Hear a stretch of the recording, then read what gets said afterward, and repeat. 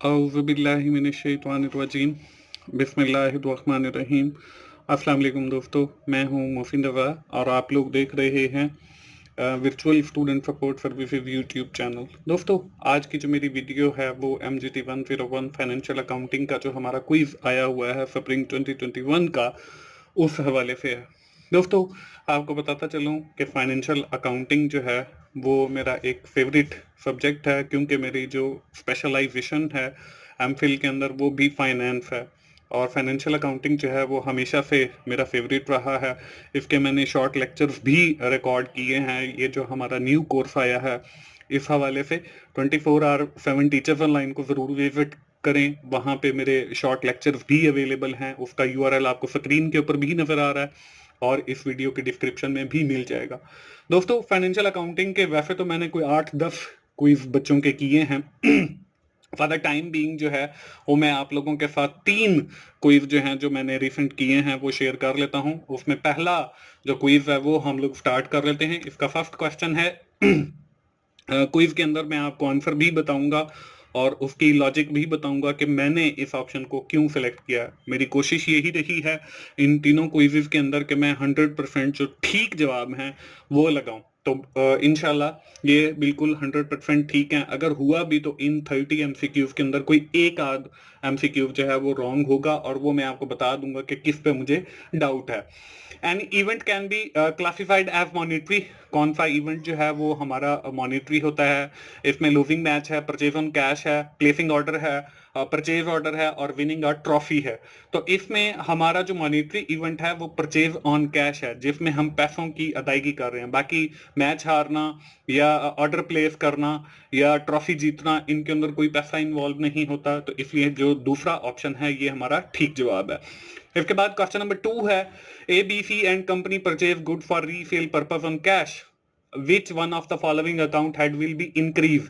कि हमने चीजें खरीदी हैं कैश के ऊपर, कौन सा हेड जो है हमारा इंक्रीज होगा? कैपिटल इंक्रीज नहीं होगा क्योंकि हमारा फरमाया। लॉस भी नहीं होगा। क्रेडिटर्स उस वक्त होता है जब हम ये चीजें उधार के ऊपर खरीद करते। अब हम चूंकि कैश पे खरीद कर रहे हैं तो हमारे जो एक्सपेंसिव हैं वो इंक्रीज हो जाएंगे। तो थर्ड ऑप्शन इसका ठीक जवाब है। इसके बाद हमारा क्वेश्चन नंबर 3 है। क्वेश्चन नंबर 3 में जो है, PIA purchase a computer machine for RF 1,50,000 and paid through cheque. 1,50,000 की खरीदी है, चेक से अदायगी की है। Which of the following account will be affected from this transaction? Assets हैं, लाइबिलिटीज हैं, एक्सपेंसिव हैं और रेवेन्यू हैं। तो मैंने जो है इसका फर्स्ट वाला ऑप्शन लगाया है, क्योंकि जब हम कंप्यूटर परचेज करेंगे तो इसके अंदर हमारा जो है 1.5 लाख यानी कि कैश जाएगा बैंक से। तो बैंक भी हमारा एसेट है, बैंक जो है वो डिक्रीज होगा और कंप्यूटर भी हमारा एसेट है जो कि इंक्रीज होगा। तो इसलिए मैंने ऑप्शन 1 लगाया है। इसके बाद क्वेश्चन नंबर 4 है, when a business purchase goods from ABC and Co and promise to pay the amount at a certain future time period, ABC company is recorded as creditor of the business, debitor of the business, assets of the business and equity of the business। तो मैंने जो है इसका जो है वो first option लगाया है, क्योंकि हमने चीजें जो हैं उधार के ऊपर खरीद की हैं और पैसों की अदायगी जो है वो हमने करनी है। तो जो चीजें हम उधार पे खरीद करते हैं तो उससे क्रेडिटर्स जो हैं वो जन्म लेते हैं। तो फर्स्ट ऑप्शन जो है इसका ठीक जवाब है। इसके बाद क्वेश्चन नंबर 5 है, which of the following is prepare in chronological order. इसमें ट्रायल बैलेंस है, लेजर है, all of the given option है और जर्नल है। तो इसका जो ठीक जवाब है वो जर्नल है, क्योंकि हम जर्नल के अंदर ही जो है अपनी जितनी भी ट्रांजैक्शन है वो क्रोनोलॉजिकल ऑर्डर के अंदर रिकॉर्ड करते हैं। मतलब ये कि पहले फर्स्ट की, फिर सेकंड की, फिर थर्ड की। ऐसे नहीं करते कि पहले हम 20 जून की कर लें, फिर 15 जून की कर लें, फिर 1 जून की कर लें। ऐसे नहीं करते। तो जर्नल वो हमारा डॉक्यूमेंट है। तो आखिरी ऑप्शन इसका ठीक जवाब है। इसके बाद क्वेश्चन नंबर 6 है, which of the following will be debited when acquire a building RF 5 lakh on credit. हमने बिल्डिंग खरीद की है, उधार के ऊपर खरीद की है।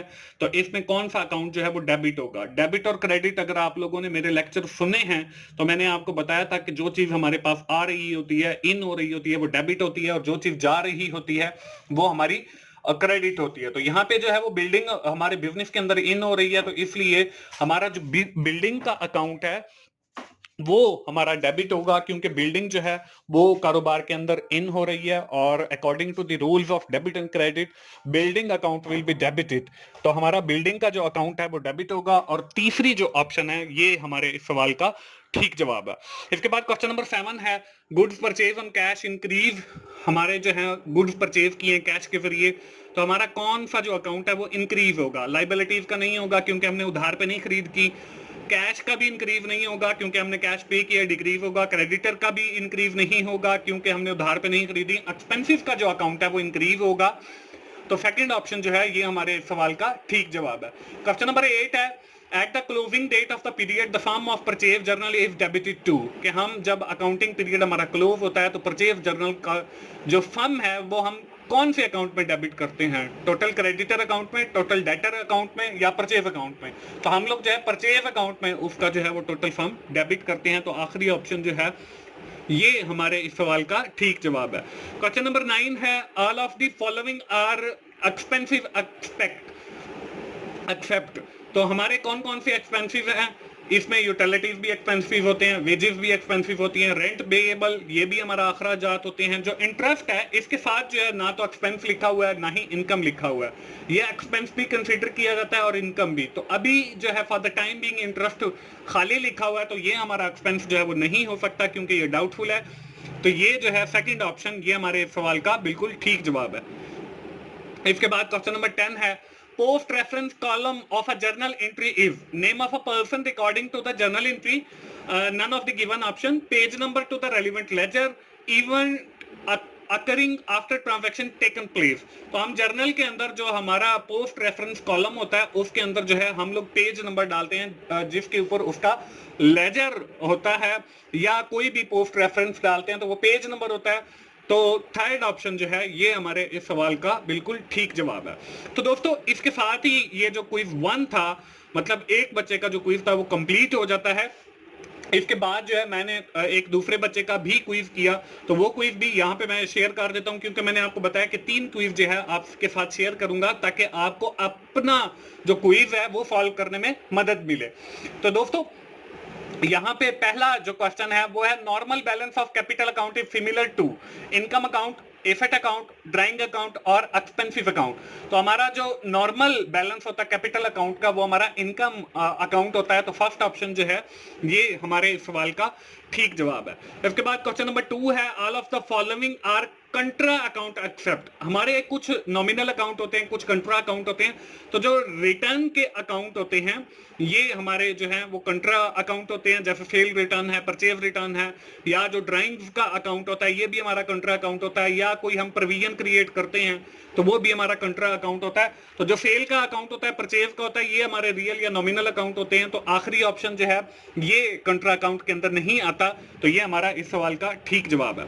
इसके बाद क्वेश्चन नंबर 3 है गुड सोल्ड ऑन क्रेडिट। हमने चीजें उधार पे फरोख्त की हैं, तो कौन सा अकाउंट जो है वो इंक्रीज होगा? लाइबिलिटी का, इनकम का, एक्सपेंस का, या क्रेडिटर्स का? तो हमने चीजें जो हैं वो उधार के ऊपर फरोख्त की हैं, तो क्रेडिटर्स तो वैसे नहीं होगा, अखराजात भी नहीं होंगे, लाइबिलिटी भी नहीं होगी क्योंकि हमने अदायगी नहीं करनी बल्कि वसूली करनी है। तो इनकम का जो अकाउंट है वो हमारा इंक्रीज होगा। तो सेकंड ऑप्शन जो है ये हमारे इस सवाल का ठीक जवाब है। इसके बाद क्वेश्चन नंबर 4 है which of the following account will be affected when we are acquiring building and paid rupees are 5 lakh। हमने जो है वो बिल्डिंग अक्वायर की है तो कौन से अकाउंट इफेक्ट होगा? और ये हमने कैश के जरिए किया है क्योंकि इसमें ना तो क्रेडिट है ना ऑन अकाउंट है, कैश अकाउंट है, बैंक अकाउंट है, कैपिटल है और एक्सपेंसिव है। अगर यहाँ पे वो डेबिट का पूछता तो हम बिल्डिंग का अकाउंट करते। अब यहाँ पे जो है ना तो उसने डेबिट पूछा ना ही क्रेडिट, तो हम लोग जो है वो कैश का अकाउंट करेंगे क्योंकि कैश के ऊपर जो है हम लोगों ने बिल्डिंग परचेज किया। तो फर्स्ट ऑप्शन जो है हमारे इस सवाल का ठीक जवाब है। इसके बाद क्वेश्चन नंबर 5 है which of the following is also known as day book. Journal है, लेजर है, ट्रायल बैलेंस है और बैलेंस शीट है। तो हम अपनी जो day to day transaction record करते हैं वो जर्नल के अंदर करते हैं। तो पहली जो ऑप्शन है जर्नल ये हमारे सवाल का ठीक जवाब है। क्वेश्चन नंबर 6 है increase in the liability can cause increase in expensive, equity, receivable and profit. कि हमारी जब लाइबिलिटी इंक्रीज होती है तो हमारी क्या चीज इंक्रीज होती है? प्रॉफिट नहीं होता, रिसीवेबल नहीं होता, इक्विटी नहीं होता, एक्सपेंसिव जो है वो अखराजात जो हैं ये हमारे बढ़ जाते हैं। तो फर्स्ट ऑप्शन जो है ये इस सवाल का ठीक जवाब है। इसके बाद हमारे पास है a book that keep separate record of each account is known as. General ledger है, वाउचर है, जनरल जर्नल है और ट्रायल बैलेंस है। तो जर्नल जर्नल जो पहली ऑप्शन है, क्योंकि हमारी जो सेपरेट रिकॉर्ड है हर आइटम का वो जर्नल लेजर के पास होता है, तो पहली ऑप्शन जो है ये हमारे इस सवाल का ठीक जवाब है। क्वेश्चन नंबर 8 है, identify the liability from the given list. कि लायबिलिटी जो है वो कौन सी है। इसमें अकाउंट रिसीवेबल है, लायबिलिटी नहीं है। कैश भी एसेट है, प्रीपेड इंश्योरेंस भी एसेट है। तो हमारी जो लायबिलिटी है रेंट पेएबल अभी हमने अदा करना है, तो सेकंड ऑप्शन जो है ये हमारे इस सवाल का ठीक जवाब है। क्वेश्चन नंबर 9 है, goods sold for RF 5000 on settlement term 5/10 or comma and divided by 30, the amount of settlement discount is 250 है, 1000 है, 500 and 300 है। तो जब हम 5/10 करते हैं, मतलब 10 दिनों के अंदर वो पेमेंट करते हैं, तो उनको 5% जो है वो डिस्काउंट मिलेगा।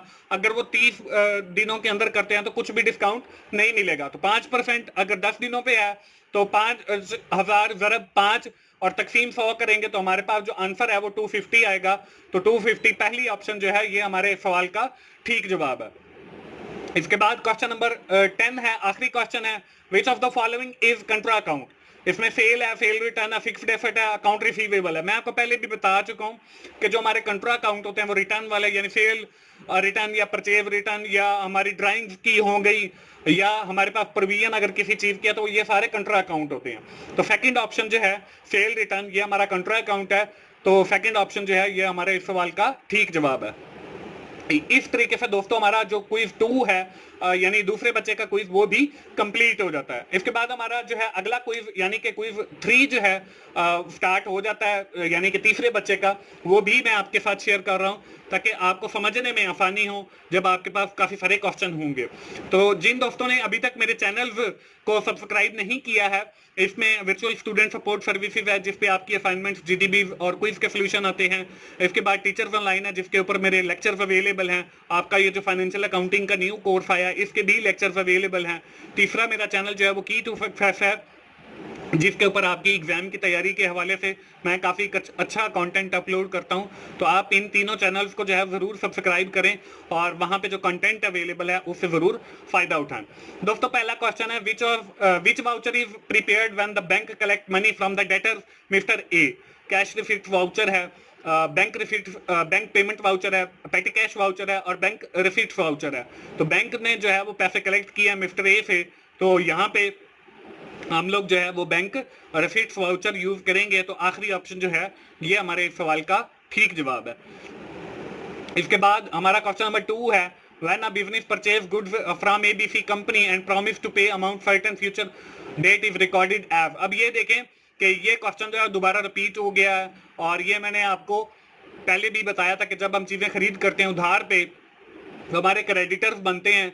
तो दूसरी ऑप्शन जो है क्रेडिटर्स ऑफ द बिजनेस, ये हमारे इस सवाल का ठीक जवाब है। इसके बाद क्वेश्चन नंबर 3 है, ऑनर्स इक्विटी इक्वल और कैपिटल प्लस ड्राइंग है, कैपिटल प्लस एक्सपेंसिव है, कैपिटल प्लस लॉसेज है और कैपिटल माइनस लॉसेज है। तो दोस्तों जो ऑनर इक्विटी है मैंने जो इसका जवाब लगाया वो आखिरी यानी कि कैपिटल माइनस लॉसेज लगाया। मैंने आपको बताया था कि इसमें शायद एक आध क्वेश्चन जो है वो गलत हो, तो ये वाला जो क्वेश्चन है ये मेरे हिसाब से डाउटफुल है क्योंकि मुझे इसका कंफर्म जवाब नहीं पता था। तो आप इसको एक बार जरूर वेरीफाई कीजिएगा। इसके बाद क्वेश्चन नंबर 4 है, which of the following represent the dealing between person which change the financial position of the business। Event है, ट्रांजैक्शन है, कम्युनिकेशन है और मैसेज है। हमारी जो ट्रांजैक्शन है इसकी जो डेफिनेशन है वो यही है कि एनी डीलिंग बिटवीन 2 और more than 2 person is known as transaction. तो सेकंड ऑप्शन जो है ट्रांजैक्शन, ये हमारे इस सवाल का बिल्कुल ठीक जवाब है। इसके बाद क्वेश्चन नंबर 5 है, fill in the blank is a list of balances extract from the ledger containing the final balance of each ledger account। Profit and loss account है, बैलेंस शीट है, चार्ट ऑफ अकाउंट है और trial balance है। तो हमारे जितने भी laser होते हैं इनका जो हम फाइनल बैलेंस लेते हैं उससे जो स्टेटमेंट बनती है वो हमारी ट्रायल बैलेंस होती है। तो आखिरी ऑप्शन जो है ये हमारे सवाल का ठीक जवाब है। इसके बाद क्वेश्चन नंबर 6 है, the fee earned account will fall under which of the following classification of account। Expense है, एसेट्स है, रेवेन्यू है और लाइबिलिटीज है। तो हमारी जो फी अर्न होती है मतलब हमने कमाए हैं तो ये हमारा रेवेन्यू के अंदर आता है, यहाँ पे इनकम का अकाउंट होता तो वो भी ठीक था, अब रेवेन्यू का आ गया तो ये भी ठीक है। तो थर्ड ऑप्शन जो है ये हमारा इस सवाल का ठीक जवाब है। इसके बाद क्वेश्चन नंबर 7 है, journal voucher is used to record the transaction in fill in the blank, trial balance, journal ledger, journal और इनकम स्टेटमेंट। तो हमारा जो अकाउंटिंग साइकिल है उसमें जो पहली चीज है वो इवेंट और फिर उसके बाद वाउचर, और वाउचर के बाद जब जर्नल आता है तो हम जो है जर्नल वाउचर से जो है ट्रांजैक्शन रिकॉर्ड करते हैं जर्नल के अंदर। तो थर्ड ऑप्शन जो है ये हमारे सवाल का ठीक जवाब है। इसके बाद क्वेश्चन नंबर 8 है, which of the following account will be affected when we acquire building and paid rupee RF 5 lakh. अब ये देखें ये दोबारा फिर आ गया है, तो ये क्वेश्चन भी रिपीट हुआ है। इसी तरह जब आप भी अपना क्विज करेंगे तो हो सकता है कि इनमें से कोई क्वेश्चन जो है आपके क्विज के अंदर रिपीट हो, तो आप उसको एटलीस्ट जरूर ठीक कीजिएगा। तो फर्स्ट ऑप्शन जो है कैश अकाउंट, ये हमारे इस सवाल का ठीक जवाब है। इसके बाद क्वेश्चन नंबर 9 है, good fold RF 5000 on settlement term 5/10 और n divided by 30, the amount of settlement discount is 250 है, 1000 है, 500 और 300 है। ये क्वेश्चन भी देखें ये हमारा दोबारा रिपीट हो गया है, और इंशाल्लाह आपके जो क्विज होंगे उसमें भी रिपीट होंगे मोस्टली क्वेश्चन जो है। आप इनको एक बार वीडियो को कंप्लीट जरूर देख के फिर आप अपना क्विज करें, इंशाल्लाह आपको इस वीडियो से काफी हेल्प मिलेगी। तो 250 की अमाउंट जो है ये हमारी सेटलमेंट डिस्काउंट की है, तो पहले जो ऑप्शन है ये सवाल का ठीक जवाब है। इसके बाद क्वेश्चन नंबर 10 है, bank balance will fall under which of the following classification of account, liability, asset, revenue and expensive. अब जो बैंक बैलेंस होता है ये कैश होता है, जो हमारा बैंक के अंदर जमा होता है, तो कैश भी और बैंक बैलेंस भी ये हमारा एसेट वाली कैटेगरी के अंदर आता है। तो सेकंड ऑप्शन जो है ये हमारे इस सवाल का बिल्कुल ठीक जवाब है। तो दोस्तों ये 3 क्विज मैंने आप लोगों के साथ शेयर किए हैं। वैसे तो मैंने 10-11 बच्चों के किए हैं और ये 3 मैं आप लोगों के साथ शेयर कर रहा हूं, इंशाल्लाह इससे आपको काफी फायदा मिलेगा। आखिर में मैं यही कहूंगा कि आप जल्दी से YouTube ओपन करें और उसमें 24/7 टीचर्स ऑनलाइन या जस्ट टीचर्स ऑनलाइन लिखें, तो ये लोगो जो आपको नजर आ रहा है ये स्क्रीन के ऊपर आ जाएगा, और वहां पे जो फाइनेंशियल अकाउंटिंग के और डिफरेंट सब्जेक्ट्स के लेक्चर्स अवेलेबल हैं, आप उनसे जरूर फायदा उठाएं। दोस्तों मिलते हैं अगली किसी असाइनमेंट सोल्यूशन के साथ या GDB सोल्यूशन के साथ। उस वक्त तक के लिए अल्लाह हाफिज।